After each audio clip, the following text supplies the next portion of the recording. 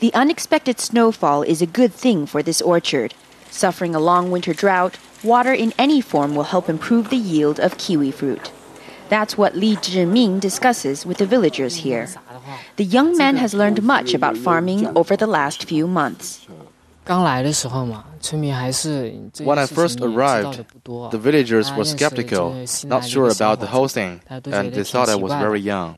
After spending time with them, they've accepted me, and now I chat with them, and if they do need any help, we try to work together to solve the problem. He has a university diploma, but instead of work in the city, Li Zhiming's out here, part of a government job placement project for new graduates. The most educated person in the village, he also does secretarial work for the village's party chief. It took some time to adjust to life out here. The government is working hard to get college graduates to consider working in villages like this one. But life in the countryside is tough, and it can be a hard sell to get people to sign on for the usual 3-year term. But one of the biggest unemployment rates in China is that of the college graduate population. It's triple the average national percentage, putting this elite group in the same uncertain circumstance as dollar-a-day factory workers.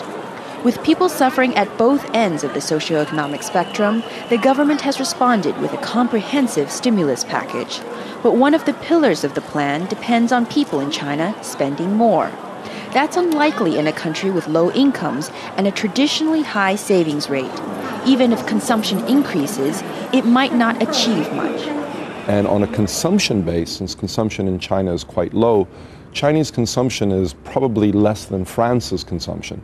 So if we're expecting a major boost in consumption to save the world, it would be more reasonable to ask, can France save the world? The world has great expectations for China, but it's becoming clear the leadership is very much wrapped up in fixing the domestic situation first. Whether something like this countryside employment program will succeed, and whether the totality of all these many efforts would actually affect the global economy, is a question far too early to ask. Melissa Chan, Al Jazeera, Shanxi Province, China.